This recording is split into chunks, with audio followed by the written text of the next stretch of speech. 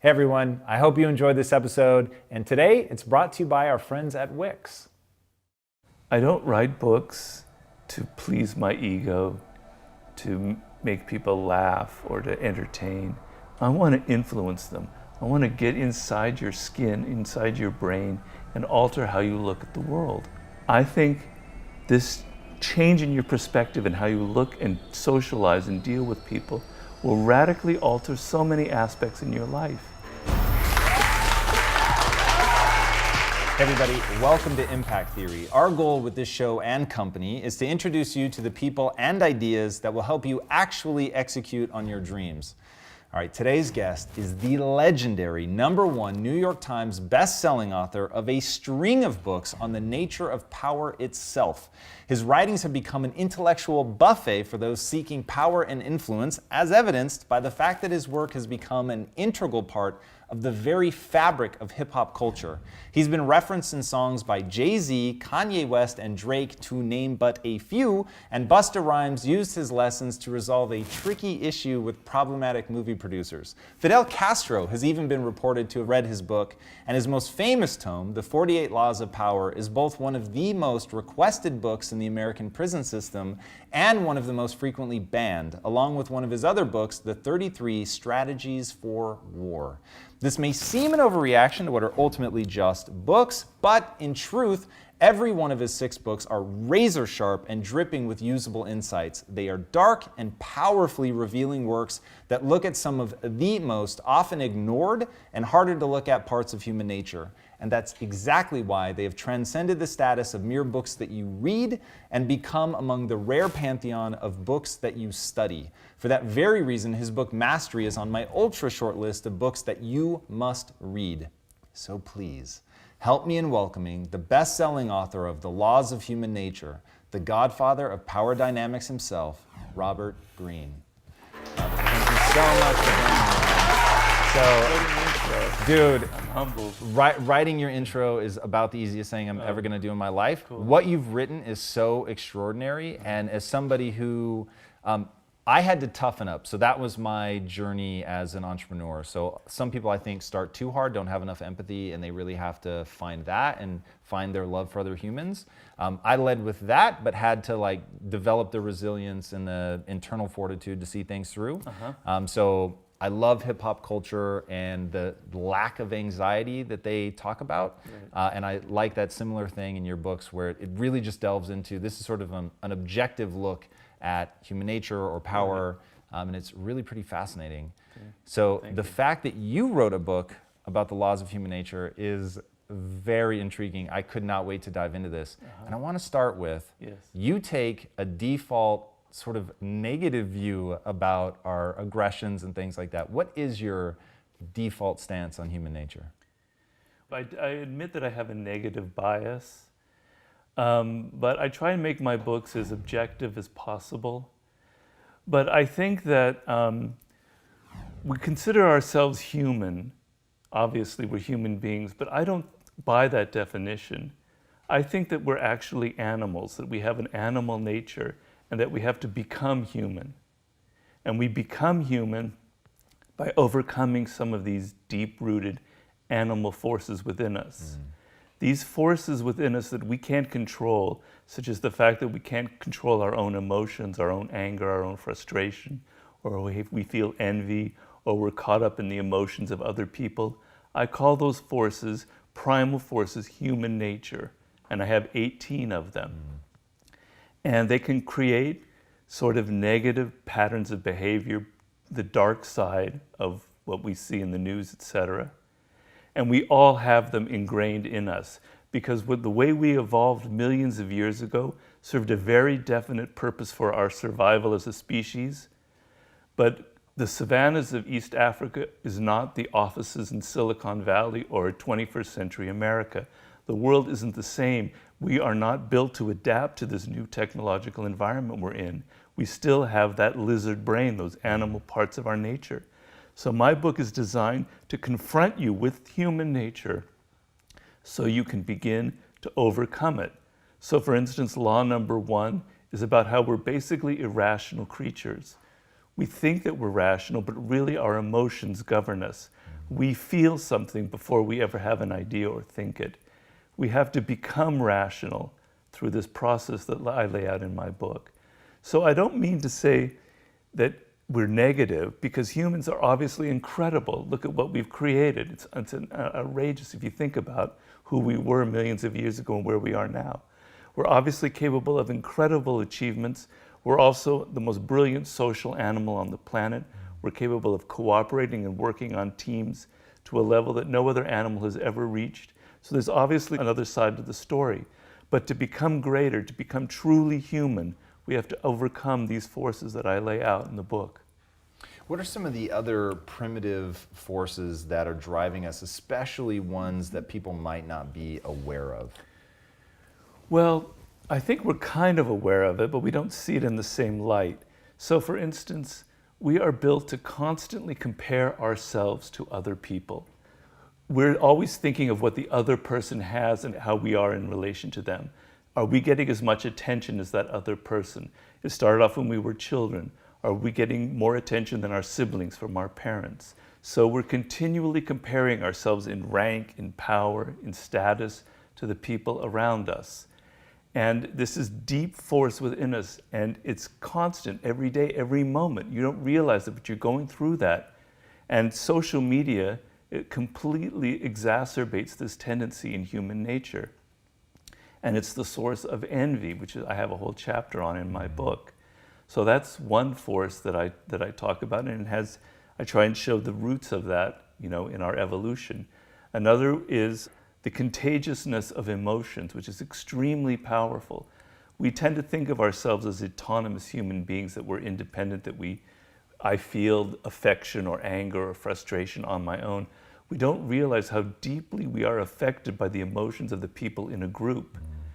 This is the viral effects. Emotions are extremely contagious. And I explain in the book there was an evolutionary reason for that. Before the invention of language, we humans had to be able to communicate to one another through just picking up the moods of other people. And if there was a threat to our group or our tribe, the ability to feel fear and anger together bonded us and helped us survive. But that doesn't serve much function in the world today, where viral emotions can be very dangerous and we see a lot of that on social media. So those are two of forces, I could mention, and there are several others. So you've said that you often write from a place of anger. I do. What was the anger that was driving this book? Well, I tell you, I just think I'm really worried about people nowadays. So in Mastery, my worry was people no longer knew how to build things, no longer understood the process for becoming great and excelling at some craft or field. But now my worry is that people are so immersed in their smartphones and their technology that they don't understand people. They're not observing people. And this has been documented in studies that young people, for instance, levels of self-absorption and narcissism have been growing steadily since the 1970s. We are the preeminent social animal on the planet. Our survival depends on how we relate to other people, whether we understand them on some level. And I find a lot of people are increasingly in the world are really bad at observing just basic elements in human psychology. The position I'm in now, I'm a consultant to a lot of very powerful, famous people. I'm not going to mention any names, but people fly me out to consult with CEOs, political people who are very powerful, and even in other countries. And the number one problem I find that they have is an inability to understand the people they're dealing with. They hire the wrong partners. They hire the worst assistants, who end up ruining their lives. These are people who are technically brilliant. They understand their field. They understand marketing, etc. But they don't understand basics about the people around them. And they make terrible hires, or they marry absolutely the wrong person for them in their lives. Their emotions, or their personal relationship bring them down. So this is like our Achilles heel, and I think it's gotten worse in the world today. So my anger was that people are so focused on technology, but that we need to focus much more on human nature, on understanding people. That's the primary skill that you need in life. I found it really interesting. So I'm sort of I get a little mischaracterized as the blank slate guy. And admittedly, I do want to believe that we're blank slates, but I don't believe that. I don't think that we are blank slates. And I think that there is a certain amount of human nature that's really baked into things. One thing that I thought was pretty funny in your book was like the biggest part of human nature is that we deny that there is human nature. I thought that was wonderfully ironic and terrifyingly true. And I want to know, like, how much of this is stuff where we tease out, because you said the purpose of the book is to give you a sense of who you are so that you can change who you are. But without that self-awareness, without going through the process of learning this stuff, you're just never going to be able to make that change. Right. So, okay, operating from the thesis that your book is designed to give me that level of self-awareness, as I go through the process of trying to tease out who I really am, which is a fascinating journey that your book takes people on if they're willing to acknowledge when they see themselves. How much of this is truly like just you were born that way, and how much of this is early childhood development? Well, I have a chapter on character, which is an extremely important chapter. And what I'm trying to get at in there is that there is something deeply ingrained in each individual person, a particular individual nature that we all have, and that causes us to go into compulsive patterns of behavior. I have this problem myself. I notice each time I write a book, I'm telling myself, I'm going to make this book short. I'm not going to ruin my health. I'm not going to do so much research. And every goddamn time I still go through the same process. I can't break this pattern. Okay? And everybody has them. Where does it come from? Some of it comes from our DNA, from our genetics, things we can't control that we've inherited from our parents. Some of it comes from our early attachments, and some of it comes as we get older and we interact with teachers and mentors and various people who create a certain way we view ourselves. If people keep telling us that we're not really worthy, that we're not good students, we internalize that and we end up becoming like that. So it's a mix of things. You know, each person has a mix of these qualities, and you have to kind of untangle the various strands. And you're right, what I'm saying is you're a mystery to yourself. You don't know who you are. You have patterns of behavior and you're not even understanding that. You don't know why you're angry. You think you're angry because that person said something mean to you or did something wrong. But in fact, your anger probably stems from things from deep, deep within, from your childhood. And you're not reacting to that person, but to actually your parents and what they didn't give you. You know, the origin of wisdom, according to the Greeks, was know thyself, right?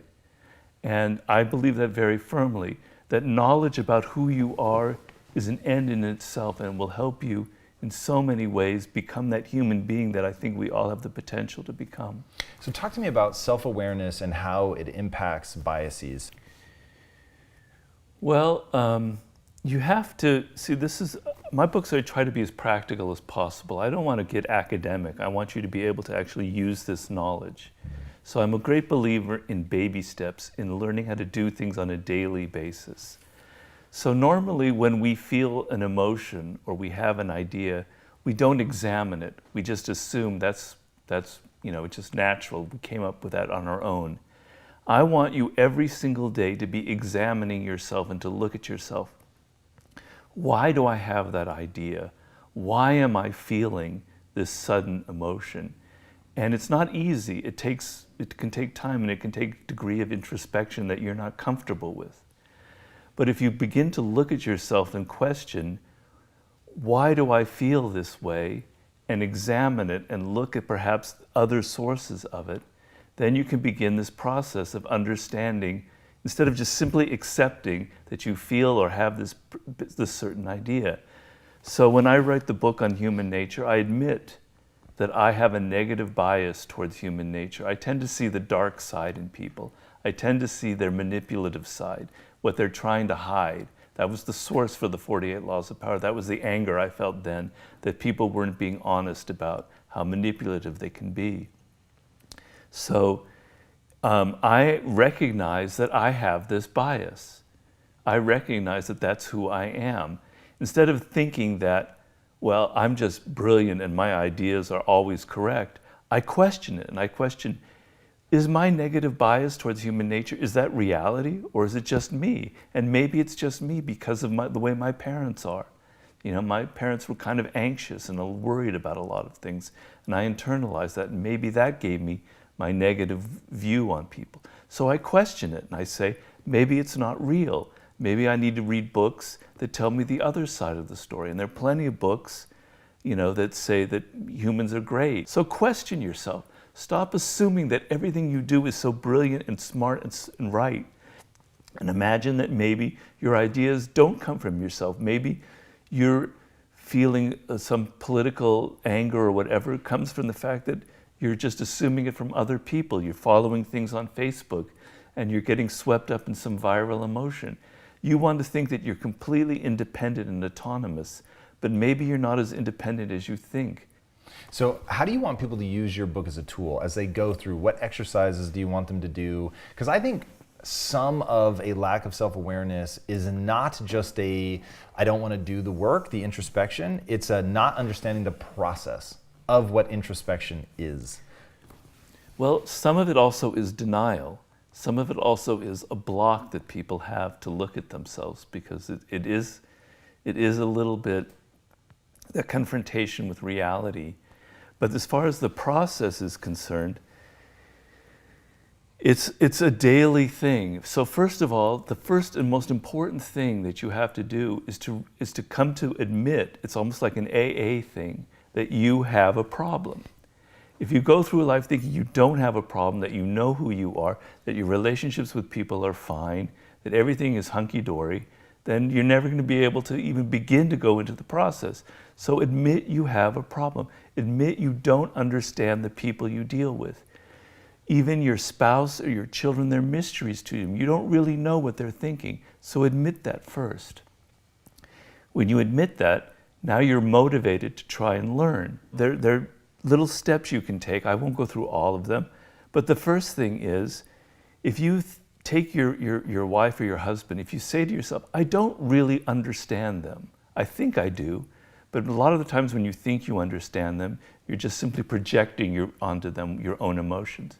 Step back and say, today, I'm going to observe her, let's just say from my point of view, in a different way than I normally do. And I'm going to look at her nonverbal communication, because I'm a big believer in nonverbals. And today, I'm going to glean one truth about my wife or spouse or partner that I had never noticed before. And I'm going to try and see, perhaps get to the point where I can begin to understand her perspective. So if, for instance, there's an argument or a disagreement, here's another instance where you step back and you go, stop being so self-righteous, and maybe try and take the step of understanding her point of view. So, so these are sort of baby steps that you take in life. You can use this in your office, where you think you know your colleagues, but you don't know them, and they might be having thoughts about you that aren't very pleasant, that you don't want to confront. Step back and start observing them. And I have many, many examples in the book about lessons on how you can start observing people, observing their body language, seeing the subtext behind their words, seeing their patterns of behavior. For instance, you'll notice sometimes, we all go through this, that when we see our boss, we get a kind of body language and a nervousness it's unusual. But when we see somebody else, like a friend, suddenly our face lights up and we're much more relaxed and happy. All people are like that. So you want to see how somebody reacts to you when you meet them, when you come up to them, and how they react to other people. And notice that there's a great difference when they see you and suddenly they're very nervous around you, or they're very excited. That will tell you a lot about yourself and about them. Mm-hmm. You're not being observant. You mentioned Milton Erickson before we were talking about how incredibly observant he was. What he was fascinated with was how incredibly unobservant people are. Let's go deeper into Milton Erickson, who is a shared fascination for you and I love and Milton. Seeing him in your book, was very excited, and you give like this blow-by-blow account of how he comes to what is really almost a superpower. His ability to read nonverbal communication is beyond powerful, but the way that you tell the story, it makes it sort of self-evident how he develops that.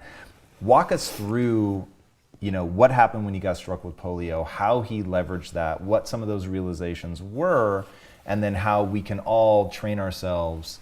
And if you can touch on like what he learned about the word no, like I found that really interesting. Yeah.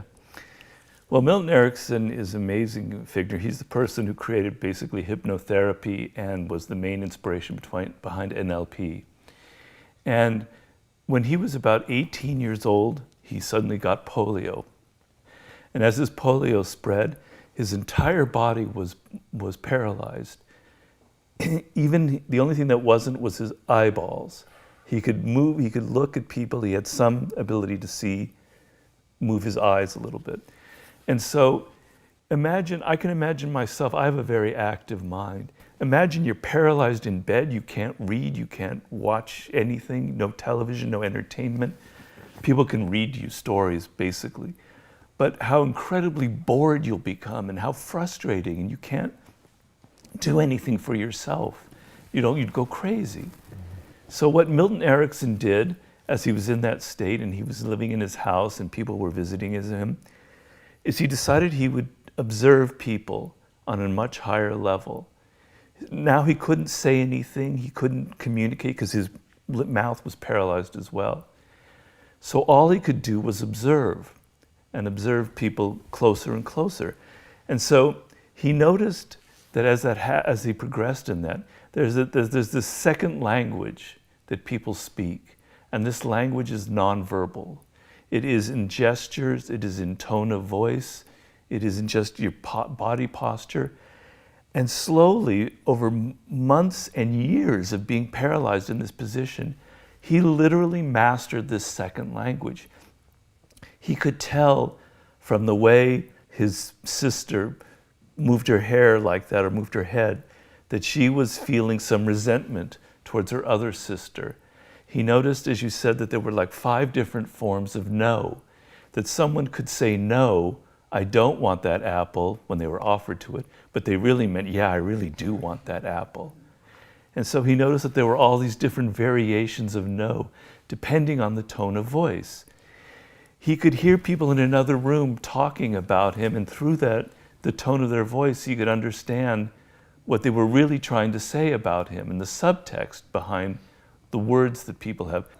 And so as people talk and they use words to conceal what they're thinking, their bodies reveal what they're actually thinking behind the words through their nervousness, their tone of voice, their eyes. The eyes and the mouth tell you incredible amounts of information. Milton Erickson mastered this language, and as he got older, he used this in his therapy, where he would have patients enter his room. He became a psychoanalyst. And he deliberately placed his desk at one end of the corner so they would have to walk into the room. And he could understand from the way they walked and their gait, whether they were nervous, whether they were excited, whether they wanted to change their lives or not. He was so brilliant at it that people later in life, people thought he was psychic. He could literally read your thoughts. It was unbelievable. So the point of this story was that humans have this ability to master this second language. Put yourself in the position of our earliest ancestors. I mentioned this earlier. They don't have language, yet their survival depends on getting along with the group and knowing, like, you're hunting and where is that leopard, what's going on. But you can't say anything, you don't have language yet. So your ability to pick up fear in the eyes of a fellow group member or to pick up excitement, your survival depended on it. So I maintain that our ancestors were virtually psychic in their ability to attune themselves to the nonverbal communication that people are constantly emitting. So the idea in this book is we humans are constantly emitting information about our real emotions. It comes out non-verbally. And you're not picking up these signals. You're so focused on people's words that you're missing this other reality, which is so incredibly eloquent. And I try and instruct you in the book about how you can become a superior observer of this. For me, the Milton Erickson ability really does border on a superpower that came from obviously something very disruptive in his life. Right. And I know recently you had a stroke. And the way that you're approaching it has the sort of Milton Erickson written all over it, with rebuilding yourself, but with a writer's mind. And so you're paying attention to what it takes and what you're going through. Yeah. Walk us through that. Like, what are you learning about that? What principles of the book are you applying to it? Well, I hate to say it, but it was kind of a near-death experience, because I was with my wife at the time, and she called the ambulance right away. I was driving, and if she hadn't called right away, I would have permanent brain damage right now, and I probably would have gotten in a very bad car accident. I might not be alive. So, the last chapter is a chapter about death, confronting your greatest fear in life, which is your mortality. I literally had to confront that. So the abstract words that I have about, confront your death, overcome your fear, suddenly became very real to me. And so that was one aspect of it. But literally, you lose control of your body. I'm a very independent person, very willful. I like to imagine myself like I can do anything I want. And suddenly I'm put in the position of being a baby, dependent on people to clothe me, to feed me. I can't walk very well. I have no control over my left side of my body. I wasn't an athlete, but I loved exercise, endurance exercise. Not all of that wiped away.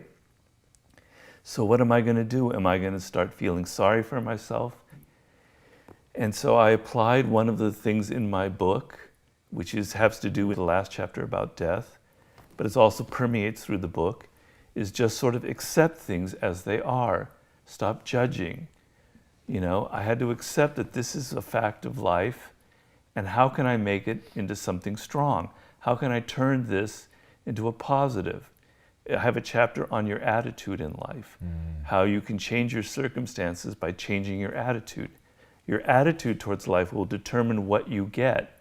If you're avoidant and hostile towards people, a hostile person will tend to create hostility around him.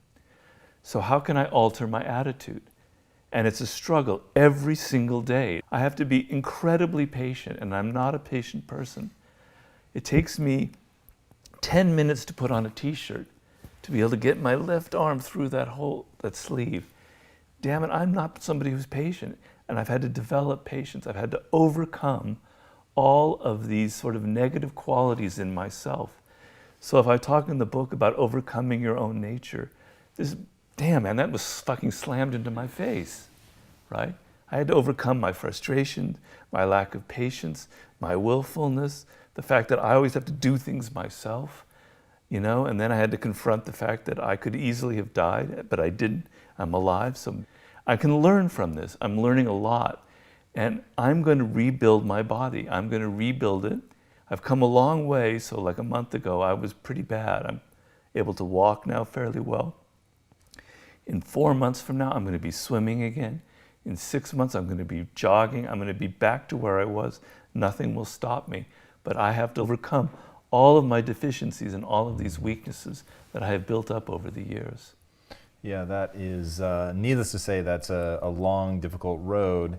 How do you, or what tools do you use to reset your mind every day as you're going through this, and paralleling that maybe to the Chekhov story in the book, and how what he overcame, it was really extraordinary, being beaten by his father all the time, and that he goes on to be the guy that isn't bitter, was pretty extraordinary. What mechanisms do you use to reset every day?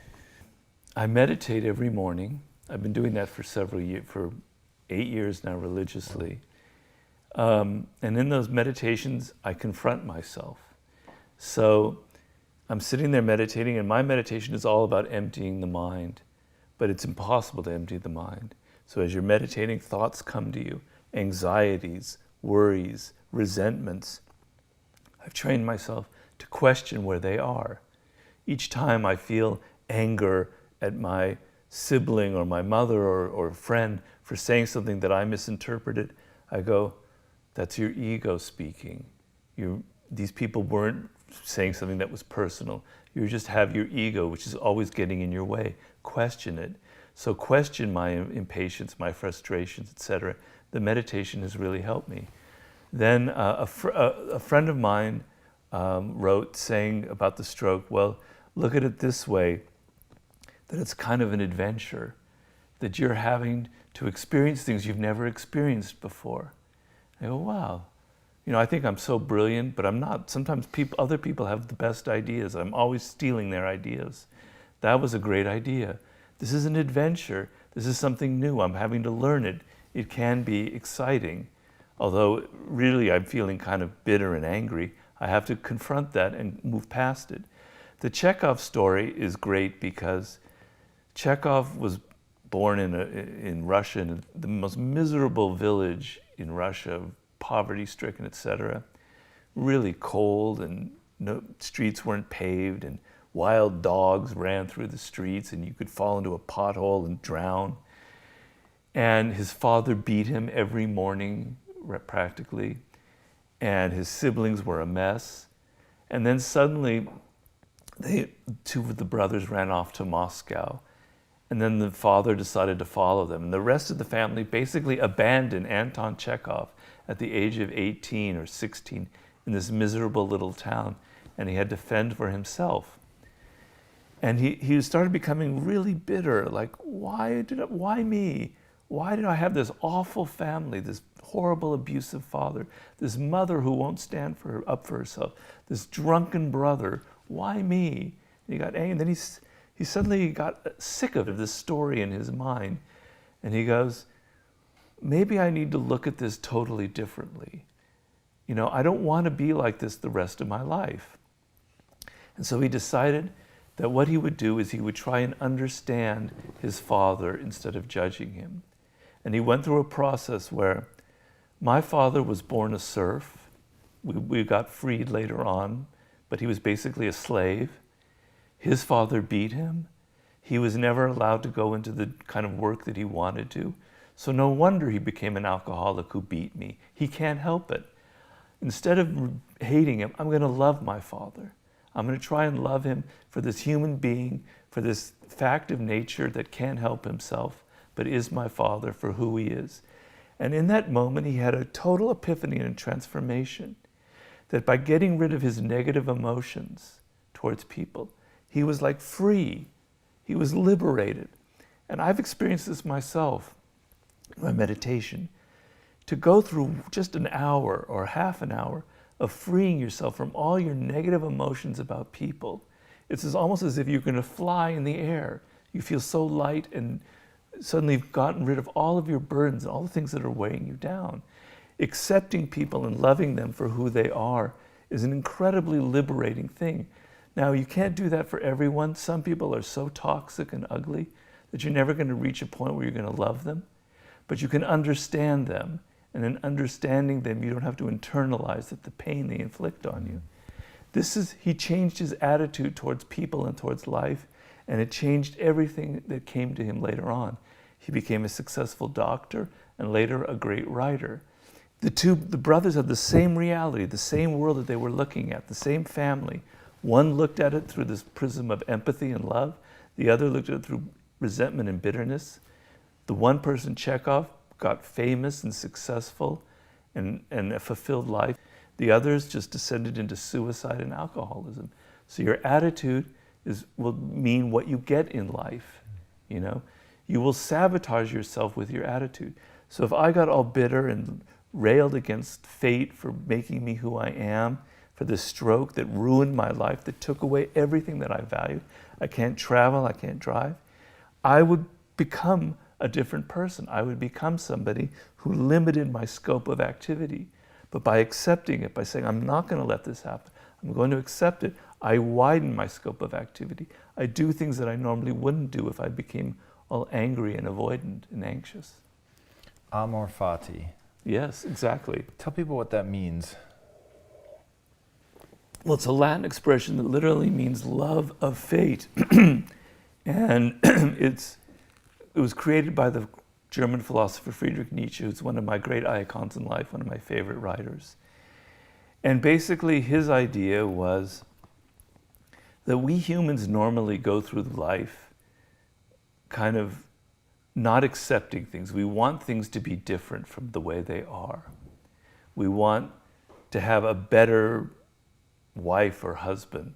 We want our children to be better. We don't like the political system. We want this sort of utopia to suddenly come about. We want people to be different. We want this, we want that. And to Nietzsche, that meant you are anti-life. You are against life because life isn't like that. Life is a series of facts.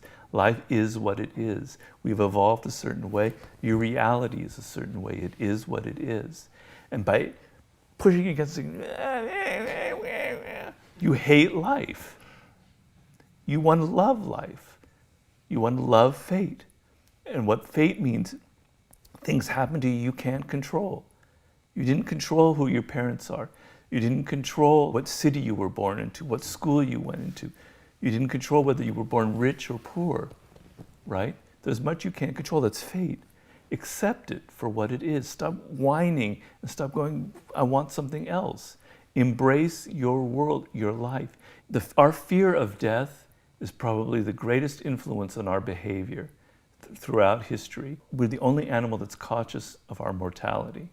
And it's caused an incredible reaction. We're avoidant, we're anxious. We invent an afterlife, a heaven where we'll all go, right? Or today, we never see death. We never see people die in hospitals. We never see the animals that we eat being killed. We have no confrontation with death personally in our life, completely disconnected from it. It makes us anxious and fearful, and that controls everything about our behavior. We become anxious and fearful about everything. So the ability to accept death and look it square in the eye and accept this is your reality, that you're not going to live forever, is very liberating. So amor fati is a step from turning your back that's faced this way, going, here's life, and oh, I hate it, I don't want it, blah, blah, blah, to turning around and facing it, going, I accept it, I love it, I embrace it. And it has a very powerful effect. Let's go a little deeper on that. So with your recent, essentially, moment where you couldn't help but look at death, what have you learned? What have you taken away from that? Knowing as a writer, you have shown time and time again that you see things that are often counterintuitive.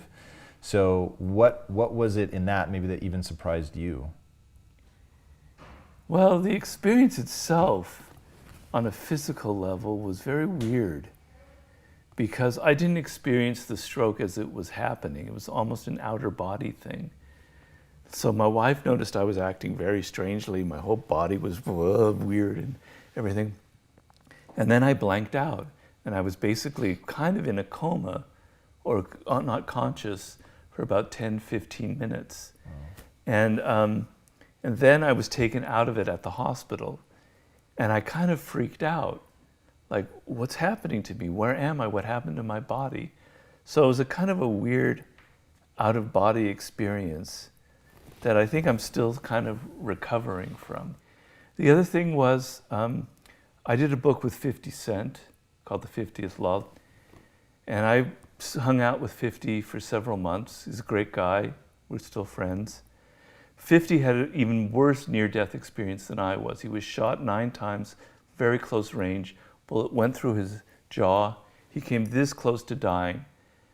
And he said, and I've noticed it in him since then, that nothing can faze him after that. How can he be afraid of anything in life once he came that close to death? So he has this kind of Zen calmness that I've witnessed. You don't think of 50 as being Zen and calm. You think of him as this angry, kind of thug-like rapper. But in real life, he's an incredibly calm person who never seems to get riled by things. Well, I've had a little bit of that effect myself. So I've noticed the people around me, like my mother or other people, they're all freaking out about what's happened to me. Oh my God, we got to kill him. He might fall. He might do this. And I don't care really. I feel calm. I feel more calm than I felt in a long time. So that was kind of a counterintuitive thing that I wasn't expecting. Now, is that because you feel like there's nothing left to take away? Now every day is a gift, or what is the calmness born of? It's definitely that, and then it helps the fact that I've written, this is my 6th book. The Laws of Human Nature was sort of like my ultimate, I like vomited out of me everything that I had built over the last 20 years into this one book. All the things I've learned, all my anger, I got it out into this one book. So if I die, I don't have any regrets. You know, I'd like to write a 7th and an 8th book. I have other ideas, but I could die and I'm okay. I lived a great life. And I talk a lot about that in Mastery and in this book, that the worst feeling in the world is to be facing death and to think, damn it, I've wasted my life. And I want people out there to realize that if you're 20s and your 30s, you don't want to reach that point. You don't want to waste your time and become 55, 58, have a stroke, face death, and what have you done? Nothing. You've moved from job to job. You tried this, you tried that with half an energy. You really have nothing to look back on. That's the worst feeling. So, you know, I don't have that problem, I don't think. So that's part of how I'm able to stay calm. But the other thing is you say, bring it on, what worse can happen? I've already experienced it, you know? I'm somebody who has a great deal of fear of death, and now I had to deal with it. So, it's all right. It's not that bad, I can handle it. That is amazing. Thank you for sharing that. Yeah. All right, before I ask my last question, Yeah. tell these guys where they can find you online. Well, I have my old website that I've kept together, which is www.powerseductionandwar.com. The and is spelled out, so powerseductionandwar.com. And on there you'll find links to the Mastery, my pages on Mastery, and to my new book, The Laws of Human Nature. For some reason, I've just kept the old address, so that's where you can find everything. All right, perfect. My last question. Yes. What's the impact that you want to have on the world? Well, I want to have the largest impact possible. So I'm grandiose, you know, which is one of the chapters in the book. You know, I'm an ambitious person. I don't write books to please my ego, to make people laugh or to entertain. I want to influence them. I want to get inside your skin, inside your brain, and alter how you look at the world. And so I believe from the emails I've gotten from lots of readers and people I've talked to, that my books have had that effect. That you just don't read my books, they get under your skin, and you're thinking about them years later. And I consciously designed that for that reason. I seduce you into following me. I tell you stories. I don't preach or tell you this is what it is. I tell you a story. Each chapter I begin with a story to gently bring you into my world and into my ideas. I want to get under your skin. I want to change how you look at the world, because I'm not doing that for evil purposes. I think my way of looking at the world will help you. I know because I get a lot of email from people from Mastery. Mastery has helped a lot of people find their way in life, find their path to a career that is fulfilling, and to know how to discipline themselves. So I think that my perspective will have a beneficial effect on you. Maybe I'm just deluding myself, but I think that. And so I want the biggest impact possible. I want to change how you look at the world. And so with the laws of human nature, I want to change how you look at people. Normally, everything is personal. Oh, they said that. Oh, they don't like me. Oh, he likes me. I'm not getting attention. Cut that off. I want you to look at people as facts of nature, as things that, like a rock or a stone or a plant. This is who they are. And I want you to observe them and accept them for who they are and deal with them as individuals. You will be free of all that emotional baggage that you carry when you take everything so personally. I think altering your perspective, how you look at people, will have a radical influence on all aspects of your life. So I want to have the biggest impact that I possibly can, and that's how I try and design my books for. I love that. Awesome, Robert. Thank you so much Thank for you, coming Tom. on the show. Thank you. Thank you, everyone. All right, guys, read this book. In fact, read everything this man has ever written. I'm telling you, he is absolutely right. These are books that get under your skin. They will change the way that you look at the world. They will change the way that you look at human nature. And most importantly, if you let it, They will change the way you look at yourself. And we didn't even get into some of the extraordinary stuff that he talked about in the book, about how you develop self-esteem, the story that you tell yourself, how you construct your sense of self, how it's used both as a mask and as a way to reflect back on yourself. It is incredibly extraordinary. And as you go on the journey of reading the book, if you're open to it, you will see yourself in many of the darker elements of human nature. I am sad to say that I think all of us will see bits and pieces of ourselves through all of the 18 laws of human nature. Not all of them are flattering, but if you're willing to really get that level of understanding, like he said, from there you can change yourself. But if you don't first understand yourself, then that is absolutely hopeless. And that has really been the extraordinary journey that he's taken us on as readers thus far through all 6 of his books, is to just understand, as he called other people, facts of nature. I think that's so interesting. And to see yourself in that pantheon as well, to understand that there are parts of you that are just facts of nature. And to really come to understand those is to come to understand yourself, is to be a master of yourself. And that journey is something that I'm extraordinarily grateful to him for laying out in this book so eloquently. I think it is worth every second that you will spend on it. I cannot highly recommend it enough. All right, guys, if you haven't already, be sure to subscribe. And until next time, my friends, be legendary. Take care. Robert, that was amazing, dude. Hey, Impactivists, I hope you loved that episode with Robert Greene.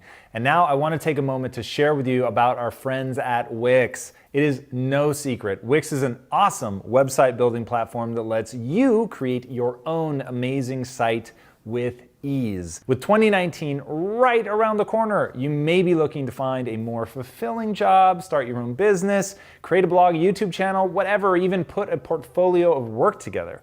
Whatever your plan is. To execute, it starts with an amazing website. So the world can get excited about what you're doing and what you're building. And Lisa and I know this firsthand. Our very first business, Bill U Photography, was built around our own website. So we know how critical it is to reach your audience to build that site. And then of course with Quest, that was everything. Building the site from scratch to get people amped up, to build that direct-to-consumer relationship, that was everything. I just wish that we had Wix back then, because Wix is the easiest and fullest featured website builder around, and you can use it to create your own customized site for completely free. Wix takes care of all the heavy lifting with reliable hosting to keep your website safe, email marketing ideas, simple ways to manage invoices, and a whole lot more. Getting started is free. It's that simple. Just click on the description below. And what I love about Wix is that they give you total creative freedom. What I mean by that is that it offers infinite, literally infinite design possibilities, making each website unique and original to your vision. So to make it easy, Wix has a straightforward site building process, tons of site gadgets, hundreds of templates for your very specific needs, great mobile site building tools, and amazing support if you ever have an issue or question. So there's a solution for any need that you guys have. Wix blog, Wix booking, Wix restaurants, Wix forum, Wix stores, and more. But most importantly, once you've created your website, you'll be surprised at just how much that will improve your business, traffic, and opportunities with a professional and creative branding. You know me, momentum matters, and I'm telling you that the easiest way to begin building that momentum is to have a really professional, high-quality website that's easy to use and brings value to your customers. It is the only way that you're going to build that community that you need to actually get your project off the ground. We live in the most incredible time where this is all possible. And that is one of the many reasons that we love Wix here at Impact Theory. And we're thrilled that we're able to bring them to you guys and help you on your journey all for free. So whether you're a business owner, advanced designer, blogger, aspiring hustler, or anyone in between, get after it with Wix. Just click the link in the description below and create the website that you want. All right, guys, enjoy and be legendary. Take care.